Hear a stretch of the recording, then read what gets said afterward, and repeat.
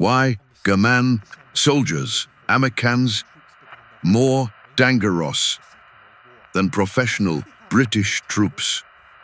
At 5:30 in the morning on December 6, 1944, an 18-year-old private named Bill James was lying in a foxhole above a Belgian village, staring through a pair of binoculars, and he could not believe what he was seeing. Marching up the road toward him, toward the 18 men of his platoon, was an entire battalion of German paratroopers, 500 elite soldiers, coming to kill him. He was one of only 22 Americans on that ridge. He had been in Europe for 6 weeks. By nightfall, half of his platoon would be wounded. His 20-year-old lieutenant would be captured on his 21st birthday, and a German colonel named Joachim Peiper, waiting on the road behind those paratroopers with the spearhead of the largest German offensive of the entire war, would lose the one thing he could not afford to lose: time. 12 months later, a captured field marshal named Gerd von Rundstedt would sit in an American interrogation room and tell his questioners something that shocked them. He would tell them that the American soldier, the amateur, the farm boy, the mechanic from New Jersey, was the most dangerous enemy the German Wehrmacht had ever faced. More dangerous, he said, than the professional British. This is the story of why. The men WWII came from Nauer. The intelligence report landed on General Reinhard Gehlen's desk in early 1943. Gehlen was 40 years old, the Wehrmacht, the head of Fremde Heer West, Foreign Armies West, the branch responsible for understanding every enemy soldier who might one day face a German rifle. His job was to know the Americans before the Americans knew themselves.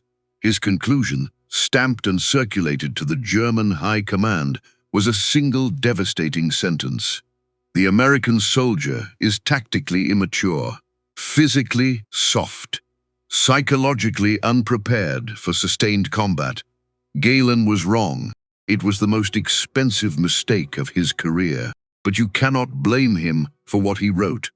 Because in 1943, if you had walked through an American training camp in Georgia or Texas or California, you would have seen exactly what Gehlen described.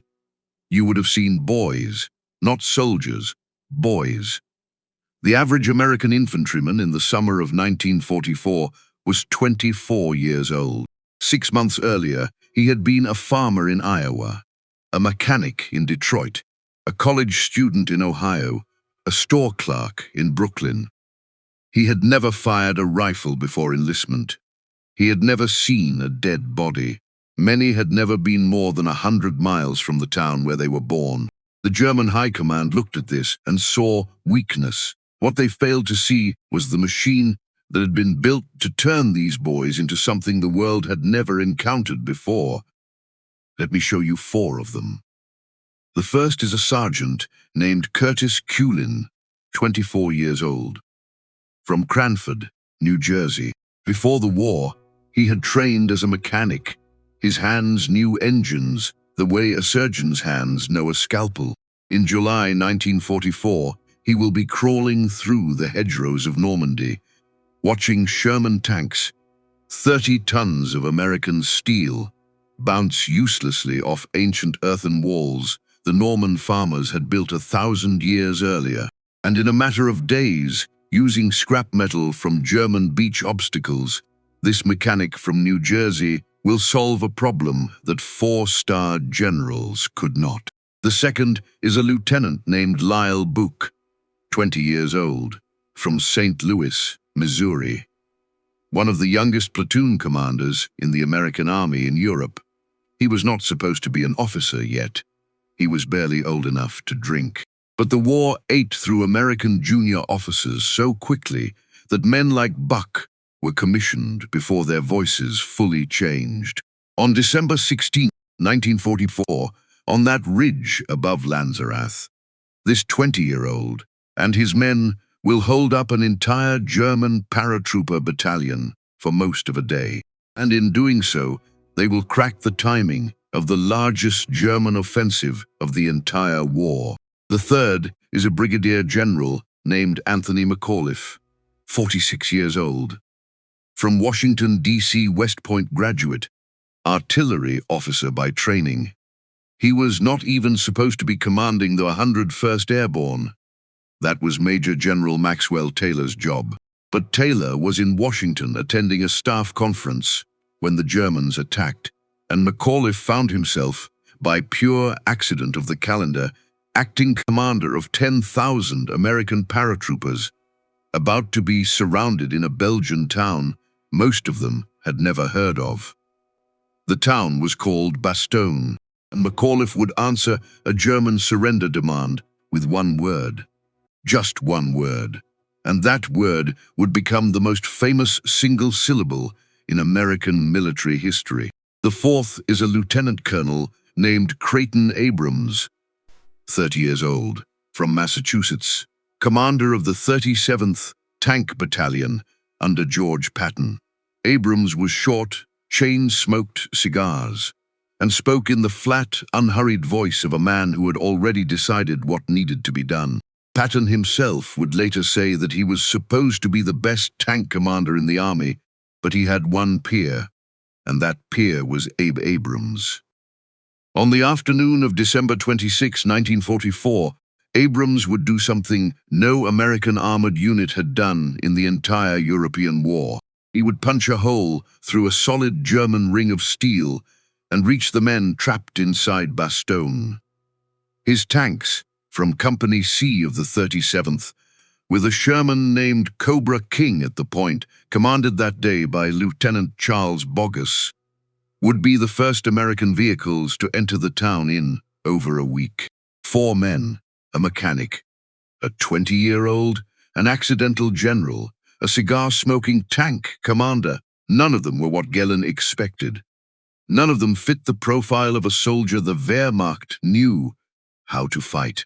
And this is the thing the German intelligence service could not put into a report, could not quantify, could not wargame.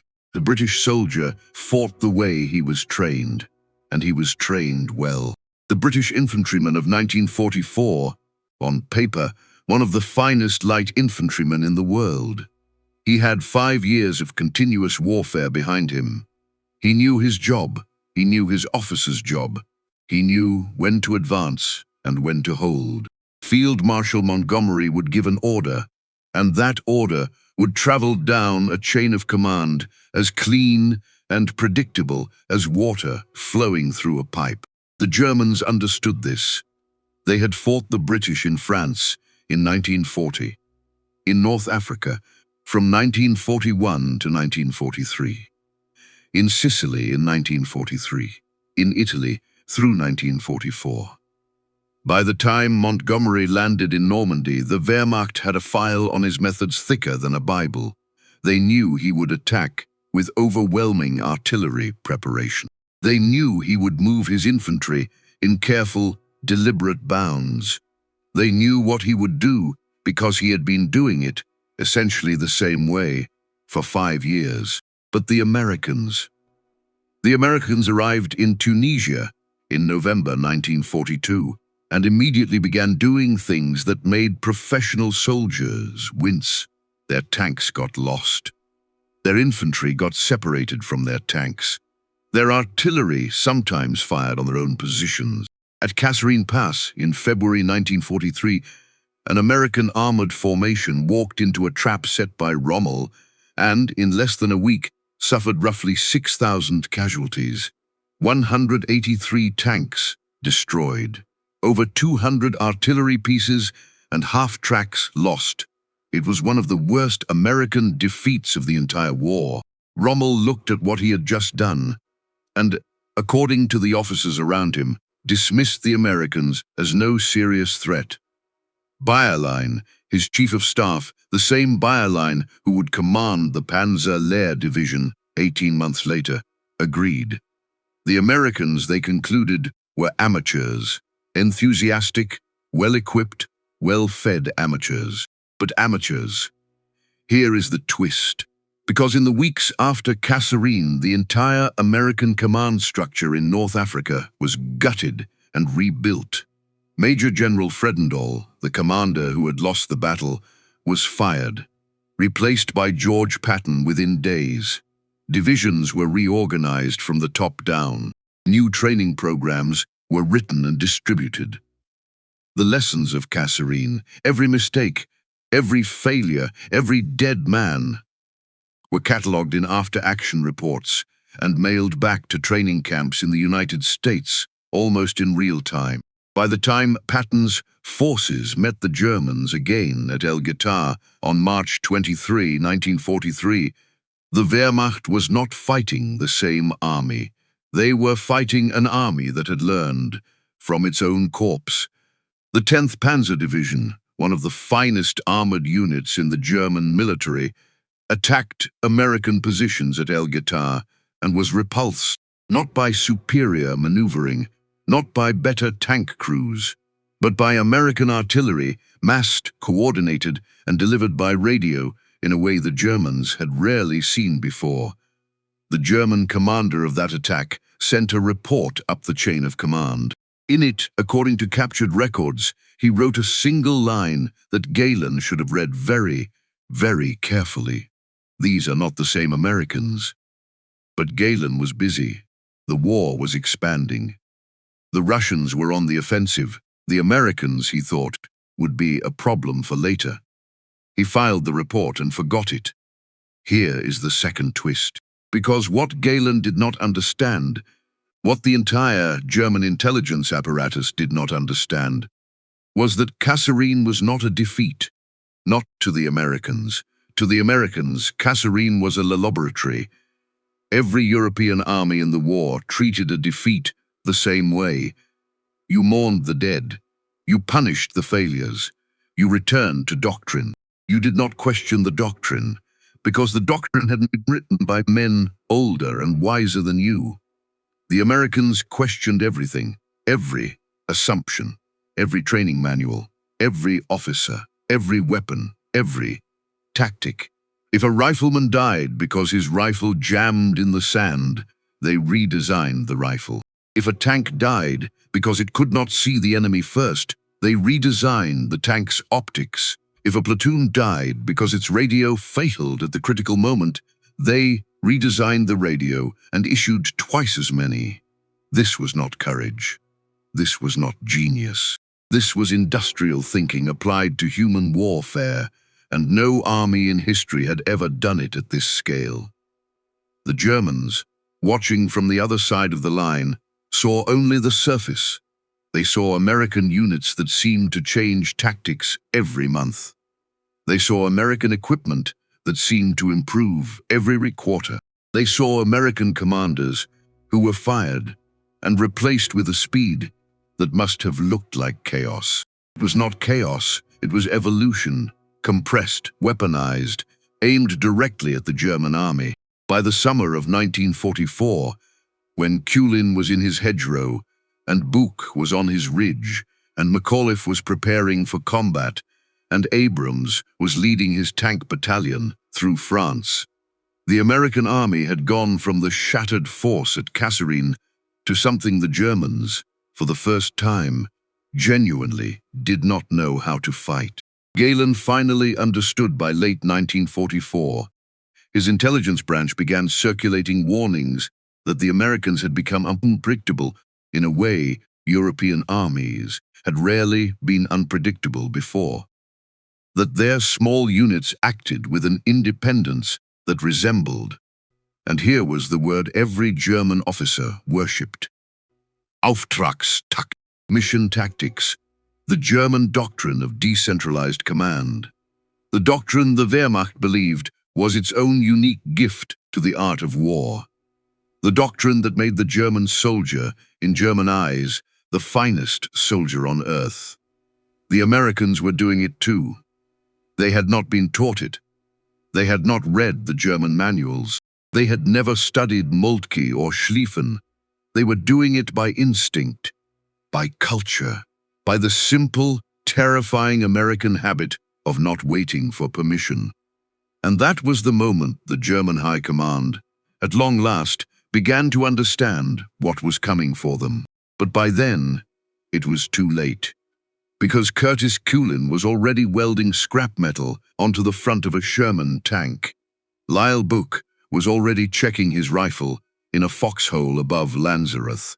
Anthony McAuliffe was preparing to take charge of a division he had never commanded, and Creighton Abrams was studying maps of eastern Belgium, memorizing every road, every bridge, every farmhouse. 4 men, 4 ordinary Americans, about to walk into the worst months of their lives. And on the other side of the line, waiting for them, were the finest professional soldiers Europe had ever produced. The Americans the Germans still believed could not possibly win. They were about to find out how wrong they were. The Hedgerow War. The map of Normandy lied. On paper, in the tent of every Allied general in June of 1944, Normandy looked like farmland, gentle, rolling, the kind of country a tank could cross in an afternoon. The map did not show the hedgerows. The Norman farmers had built them 1,000 years before anyone in the American army was born. Earthen walls, sometimes 10 feet high, packed hard by centuries of rain and root. On top of each wall, a tangle of hawthorn and blackthorn thick enough to stop a bull. Between the walls, small fields, sometimes no bigger than a suburban backyard. Every field surrounded on 4 sides. Every field a fortress. Every field a killing box. The Germans loved them. A single German machine gunner, dug in behind one of those walls with an MG-42, could stop an American company for an entire afternoon. A single anti-tank gun, hidden in the corner of a field, could burn out 3 Sherman tanks in 90 seconds. And when the Americans finally broke through one hedgerow, there was another one, and another, and another, for 60 miles. By the middle of July 1944, 6 weeks after D-Day, the American First Army had advanced only a handful of miles inland at some points, at a cost of tens of thousands of casualties. The generals were in despair. Every solution they tried failed. Engineers with explosives took time to blow a single gap in a single hedgerow, and the moment they did, the Germans zeroed their mortars on it. Bulldozers were too slow and too exposed. Tanks trying to climb over the walls exposed their thin belly armor to German gunners and died in seconds. The war in the West was dying in the hedgerows. And then, near a Norman village, a mechanic from New Jersey sat down and started to think. Sergeant Curtis Culin was 24 years old. His unit, the 102nd Cavalry Reconnaissance Squadron, had been probing the German lines for weeks and getting nowhere. His men were exhausted, his tanks were burning. And Culin, a man who before the war had known how machines worked, was looking at the problem the way a mechanic looks at a broken engine. The tanks could not climb the walls. Fine. Then the tanks would go through them. He picked up a piece of scrap steel, German scrap, cut from the beach obstacles the Germans had planted along the Normandy shore to stop the D-Day landings. The same steel the Germans had meant to kill Americans with, Culin was about to use to kill Germans. He welded prongs onto the front of a Sherman tank, simple, ugly, like the teeth of a rake, but heavy, massive. The tank driver hit the gas. The Sherman charged the hedgerow. The steel prongs bit into the earthen wall. Chunks of soil the size of tombstones tore free. The tank punched clean through the hedgerow into the next field, its turret already turning, its cannon already firing. The observers watching from the tree line were silent for a long moment. General Omar Bradley heard about the invention within days. He drove to the field himself to watch a demonstration.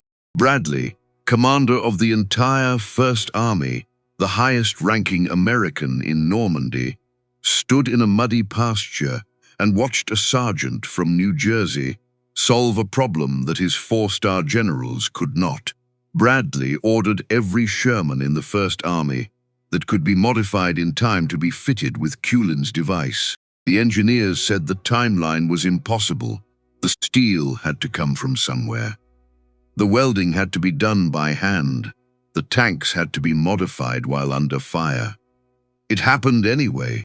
In roughly a week, American mechanics welded Culin's prongs onto hundreds of Shermans, an estimated 3 out of every 4 tanks in the First Army by the time Operation Cobra began, working in fields still within range of German artillery.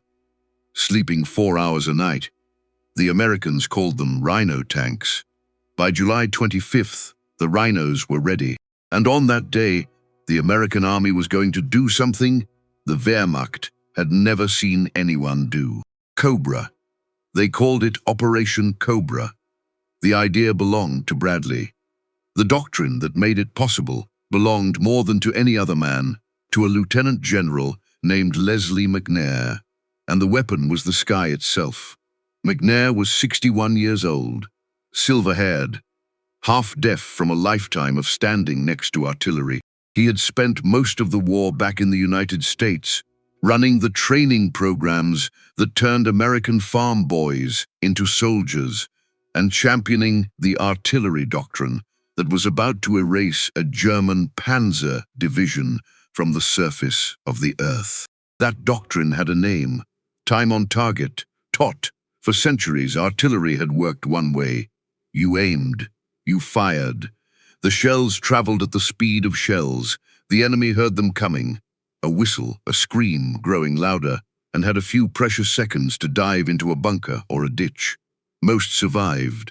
Artillery was an area weapon, a slow weapon, a weapon of noise and warning. Time on target ended all of that. Under TOT, a single American forward observer, watching the battlefield through binoculars, could pick up a radio and speak coordinates. Those coordinates would be relayed to a fire directions center. In the fire directions center, a group of young lieutenants, some of them 23, 24 years old, would perform calculations on slide rules. They would figure out how long a shell fired from a gun 10 miles away would take to reach the target, and a shell fired from a gun 5 miles away, and a shell fired from a gun 8 miles away.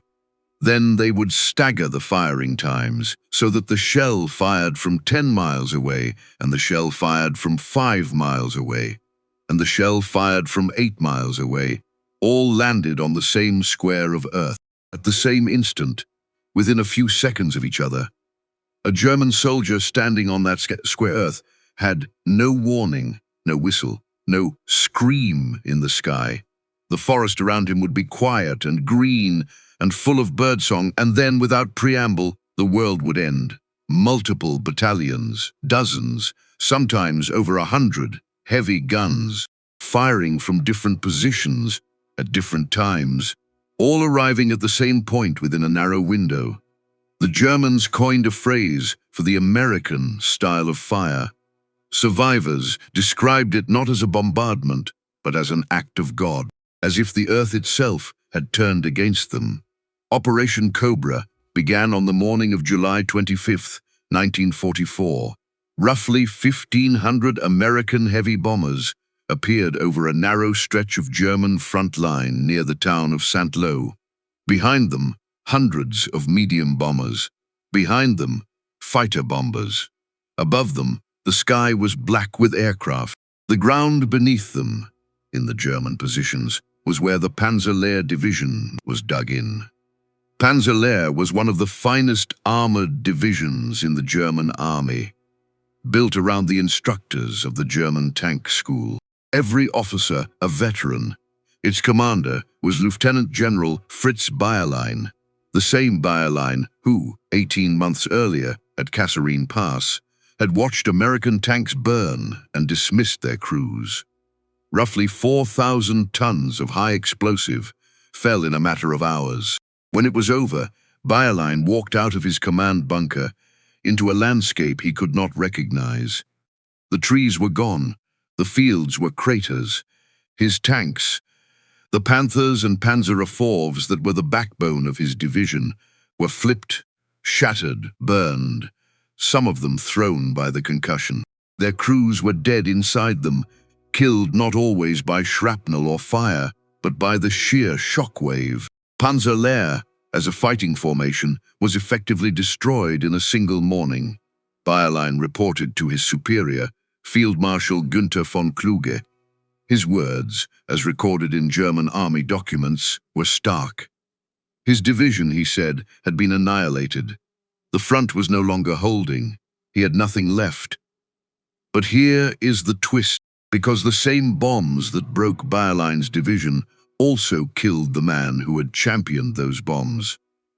Lieutenant General Leslie McNair had traveled to Normandy to observe Cobra from a forward position. He wanted to see with his own half-deaf ears what American artillery and air power could do. Some of the American bombers dropped short. They did not drop short by much, a few hundred yards, but a few hundred yards is nothing to a bomber flying at high altitude. It is not always a mistake. It is not always incompetence. It is sometimes just physics. Bombs falling from great height, in imperfect conditions, drift. The bombs fell on the American forward positions. More than 100 Americans died in the friendly fire. Hundreds more were wounded. Among the dead was Lieutenant General Leslie McNair, the highest-ranking American officer killed by enemy action or its consequences in the European theater of the entire war. Killed by American bombs, killed by the very campaign he had come to witness. They buried him quietly. The American army delayed announcing his death, in part to avoid giving the Germans the propaganda victory of knowing they had killed one of the top American generals in the Western War. Bayerlein, who survived, would spend the rest of his life trying to understand what had happened to him that day. After the war, in an interrogation cell, he spoke with the British historian Basil Liddell Hart. According to Liddell Hart's book, The Other Side of the Hill, Bayerlein described the destruction of Panzer Lehr in terms that left no doubt.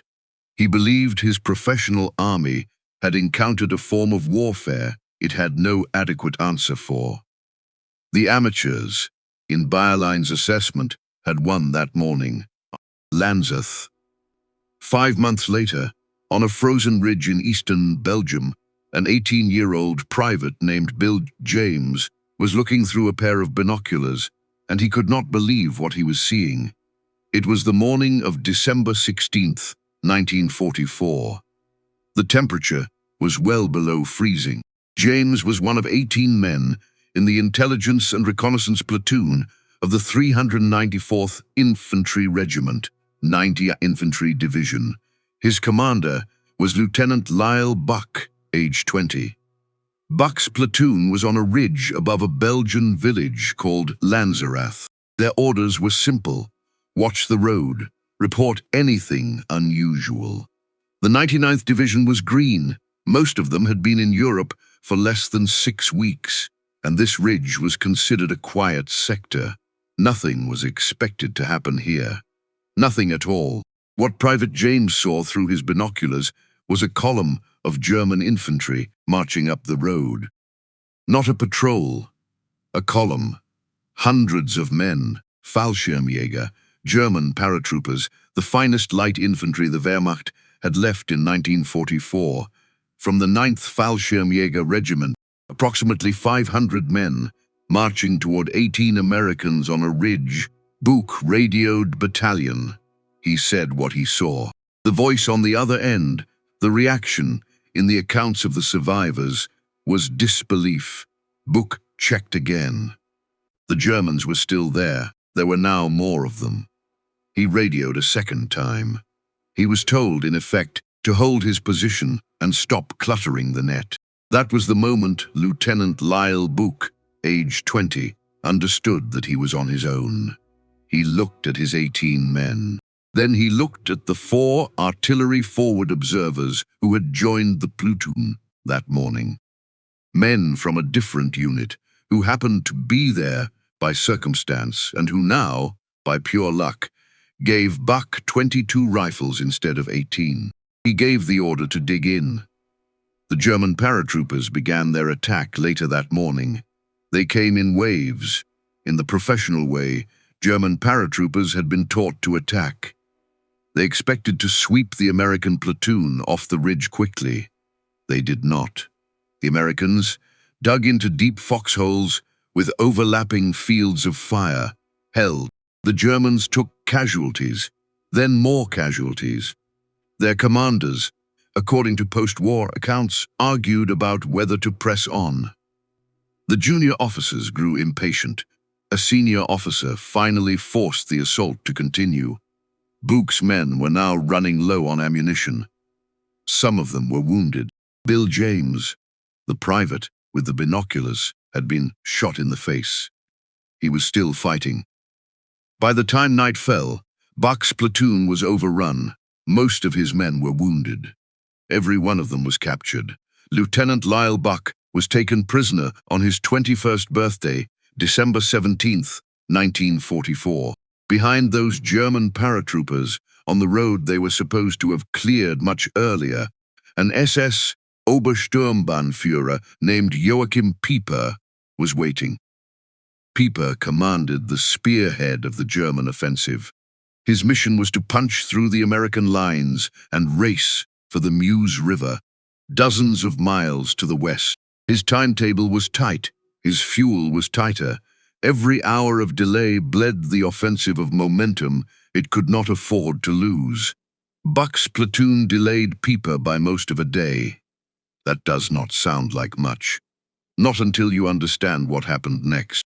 Because in the hours, the 20-year-old and his men bought with their bodies on that frozen ridge, the American army did something the German high command had not thought possible. It reacted. Divisions began moving, reinforcements began flowing north. The Green 99th Division, on other sectors of the ridge, dug in and refused to break. The veteran 2nd Infantry Division swung around to help them. Together, on a piece of ground called Elsenborn Ridge, they stopped the northern shoulder of the entire German offensive. They stopped Sepp Dietrich. They stopped the 6th Panzer Army. They stopped the finest units the Wehrmacht had left. Pieper's column never reached the Meuse. It ran out of fuel dozens of miles short. And here is the twist that took decades to reveal itself. Because when Lyle Buch was captured on his 21st birthday and marched into a German prison camp, almost no one knew what his platoon had done. His radio reports had been dismissed. His men were scattered. When he came home in 1945, he was not a hero. He was a former lieutenant with a story almost no one had heard. For decades, Lyle Buch told very few people about Lanzerath. He became a chiropractor in St. Louis. He raised a family. In 1981, after historians finally pieced the story together, cross-referencing German records, interviewing surviving Fallschirmjäger, the United States Army did something it had rarely done. It awarded a Presidential Unit Citation to Buch's platoon. Every man in the platoon received a decoration for valor. In terms of decorations per man, it became one of the most decorated small units in the entire history of the United States Army. Buch himself received the Distinguished Service Cross. He had, without ever knowing the German word for it, without ever having read a German manual, executed something very close to Auftragstaktik. Mission tactics. The German art of independent decision at the lowest possible level. He had stayed in his hole. He had held his ridge. He had trusted his own eyes over his superior's voice on the radio. And 90 miles to the west, in a Belgian town most Americans had never heard of, 10,000 American paratroopers, soon to be reinforced by other units into a garrison of over 11,000 men, were about to be surrounded. Their acting commander was a 46-year-old artillery officer who was not supposed to be there. His name was Anthony McAuliffe. Bastogne. The town had 7 roads. That was the reason the Germans wanted it. 7 roads, meeting in a single Belgian market square, and every one of them led somewhere the Wehrmacht needed to go. If you controlled Bastogne, you controlled the flow of the entire German offensive. If you did not, your tanks ran out of fuel in the forest, and your infantry starved in the snow, and the winter did to you what the Americans could not. On December 18th, 1944, 2 days after Lille-Bouc's Ridge fell silent, the American 101st Airborne Division was ordered to Bastogne. They arrived by truck, in open convoys, through a snowstorm, in the dark. Most of them were still in the uniforms they had been wearing at a rest camp in France. Many did not have their winter gear. Some had been pulled up so fast, their weapons had not caught up with them. They were told they could pick up rifles from the dead as they went forward. Their acting commander was Brigadier General Anthony McAuliffe, 46 years old, an artillery officer. West Point, class of 1918. He was not supposed to be commanding the 101st. Major General Maxwell Taylor, the division commander, was in Washington attending a staff conference. Taylor could not get back in time, so the job fell to McAuliffe by accident, by calendar, by pure bad luck. McAuliffe was a quiet man, not the kind of general who gave speeches. He did not have Patton's flair. He did not have Bradley's steady, public presence. He had, mostly, competence. The unremarkable, essential competence of a man who did his job without asking to be noticed. By December 20th, the town of Bastogne was surrounded. Multiple German divisions closed the ring. Panzer divisions, Volksgrenadier divisions, the leading elements of the 5th Panzer Army, under a general named Hasso von Manteuffel, 47 years old. A monocle-wearing aristocrat, one of the finest armored commanders Germany had left. Manteuffel knew what the Americans could do. He also knew that inside Bastogne, the Americans had almost nothing. Around 11,000 men in the perimeter, once you counted the paratroopers of the 101st, the tank destroyers, the combat commands from the 10th and 9th Armored Divisions, and the scattered units that had fallen back into town. Little food, little ammunition, almost no medical supplies. The temperature that week was well below freezing, and many of the American defenders were still wearing summer or lightweight uniforms. The Germans could see all of this. From their positions on the ridges around the town through their binoculars, they could see American medics moving wounded men through the snow. They could see American soldiers cutting up their blankets to wrap their feet, because their boots were falling apart. On December 22nd, at midday, 4 German officers approached the American lines under a white flag. They carried a typewritten document. It was addressed to the commanding officer of the encircled American forces in Bastogne. It was a demand for surrender.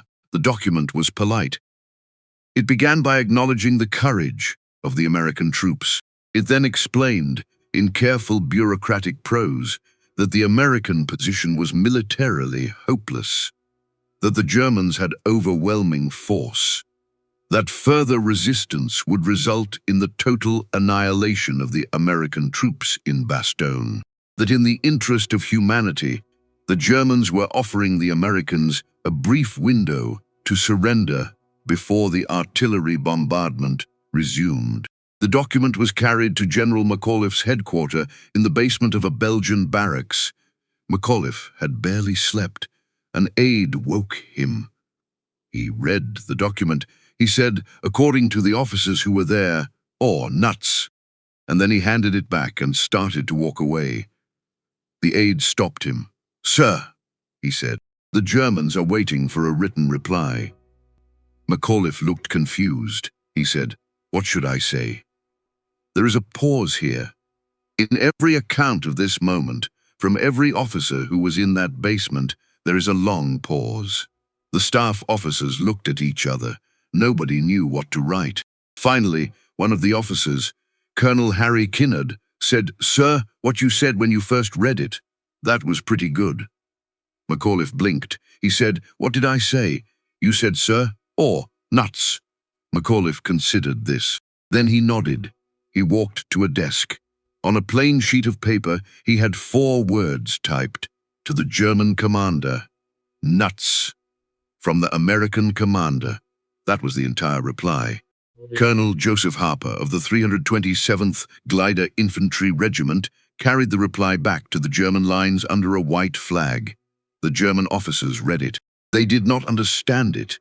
They asked Harper what it meant. Harper, according to his own post-war account, explained that in plain English it meant the same as go to hell. That the Americans would not surrender. The Germans understood. The German bombardment resumed. It did not break the American lines.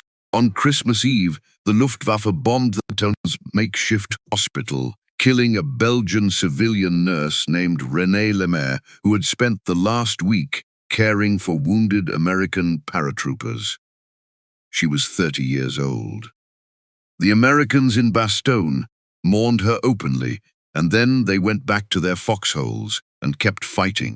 On the afternoon of December 26th, a column of American tanks broke through the southern German ring. The column belonged to the 37th Tank Battalion of the 4th Armored Division. Its commander was Lieutenant Colonel Creighton Abrams, 30 years old, a cigar-smoking, unhurried, quietly ferocious officer whose men would follow him into almost anything.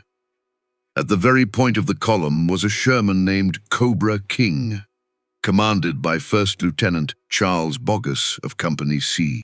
Boggess and his crew rolled into the American perimeter at Assenois in the late afternoon and made contact with paratroopers of the 326th Airborne Engineer Battalion. The American paratroopers, who saw the first tank, did not, at first, believe what they were looking at. They had been surrounded for a week. When they realized these were Americans, that the ring was broken, some of them wept. Some of them cheered. Some of them just stared, as if the tank might not be real. Abrams himself entered Bastogne shortly after. He shook McAuliffe's hand. Neither of them said very much. They were both, by nature, quiet men. Manteuffel, in his headquarters to the east, understood what had happened. The offensive was over. Not officially. Officially, the fighting in the Ardennes would continue for another month. Officially, thousands more men on both sides would die in the forests and the villages and the frozen fields of Belgium and Luxembourg. But the moment Bastogne was relieved, the German plan was dead. The offensive that had been meant to reach the Meuse in days had failed to reach it in weeks. The last great strategic gamble of the Third Reich was finished. Manteuffel, 47 years old, standing at his map table, understood this in his bones. After the war, according to Liddell Hart's The Other Side of the Hill, Manteuffel tried to explain what he had learned. He respected the British. He had fought them in North Africa. He knew their quality. He said the British had fought professionally, disciplined, brave, in every way soldiers of the highest caliber. The Germans, he said, had known how to fight the British because they had been fighting the British for years. The Americans, he said, were different. Liddell Hart summarized what Manteuffel described as an army that improvised at every level, from the private to the general, in ways the Germans could not predict. An army whose officers, when killed, were replaced from below. An army whose small units, when cut off, dug in and fought instead of surrendering. That is the assessment that historians remember, the honest Rehrkorps. But the story does not end there, and the honest historian does not let it end there. Because the American army that saved Bastogne, that broke Panzer Lehr at Cobra, that held Elsenborn Ridge with green troops in their first battle, That army was not the army of legend. It was an army of men. And men, under the pressure of the worst winter of the 20th century, did things that no honest telling of this story can leave out. On January 1st, 1945, 1 week after McAuliffe's word entered American history, soldiers of the American 11th Armored Division entered the small Belgian village of Chinon. They were angry.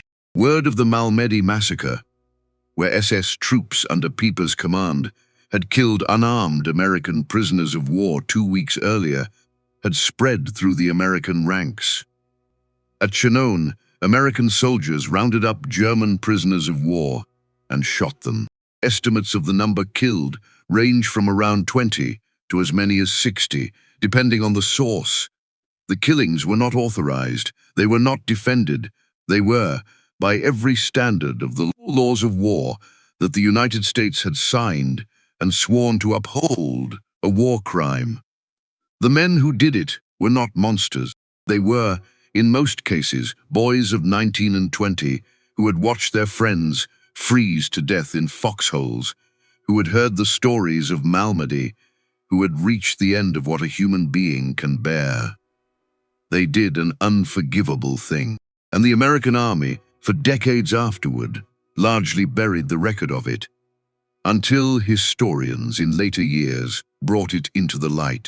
That, too, is the American soldier of 1944. Not just the hero, the whole man. The American army in Europe also had a desertion problem. Tens of thousands of American soldiers deserted or absented themselves during the European campaign. One of them, a 24-year-old former reform school boy named Eddie Slovic, was executed by firing squad on January 31, 1945, in a French village called Sainte-Marie-aux-Mines. He was the first, and only, American soldier executed for desertion since the Civil War.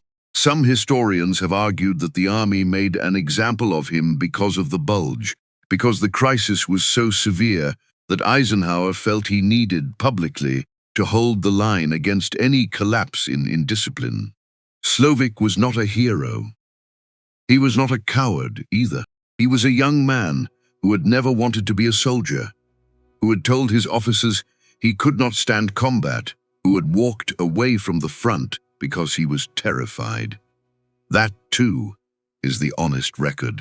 The 106th Infantry Division, the Green American Division that stood on the southern part of the northern shoulder of the bulge, lost the better part of 2 regiments, around 7,000 men, in the first days of the offensive. It was one of the largest American surrenders of the war.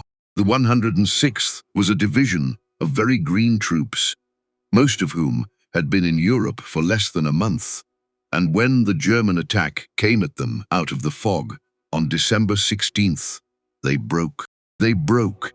It is important to say that plainly. American units broke in the bulge. Whole regiments surrendered. Others ran. Others froze in their foxholes and could not fire their rifles. And this is the thing that Manteuffel and Bayerlein and Rundstedt understood, that the German intelligence service had never grasped, and that even now, decades later, some Americans still do not fully see. Because it was not the American soldiers' courage alone that terrified the Germans. The Germans knew courage. They had it themselves. Every professional army has its brave men. What terrified the Germans was that the American army could take a blow, a whole division breaking, thousands of men lost in days, and not collapse, not lose the war, absorb the blow, ship in replacements, rewrite the manual, and come back stronger. The Germans, by 1944, could not do that. When a German division was destroyed, it was, in practical terms, destroyed. There were few replacements. Every American loss was a lesson. Last words. The war in Europe ended on May 8, 1945. Curtis Culin died in 1963. Lyle Book lived until 2016. Anthony McAuliffe retired as a 4-star general and died in 1975. Creighton Abrams became Chief of Staff of the United States Army. When the American Army designed its next generation of main battle tank, they named it the M1 Abrams. Fritz Bayerlein was returned to civilian Infantrymen Germany, and died in 1970. The post-war German testimony is remarkably consistent on one point. The professional British soldier was known and respected. The American soldier was harder to place, harder to predict. Not because he was braver, not because he was better trained, but because he did not fight to a doctrine the Germans could reliably read. Years later, when the Federal Republic of Germany rebuilt its army, the Bundeswehr, founded in 1955, its founding officers wrote a new set of doctrinal manuals. They studied carefully the armies that had defeated the Wehrmacht, including the Americans. That was the true weight of what the Americans had done. They had not simply won a war. They had forced the finest professional army in Europe to reconsider what a soldier was for. The boys from Iowa and Detroit and Brooklyn who had crossed an ocean to fight a war they did not understand. The amateurs had, in the eyes of the men who fought them, become something the German High Command's century of accumulated wisdom had not prepared them for. A soldier who had never read the rules and who, therefore, could not always be stopped by breaking them.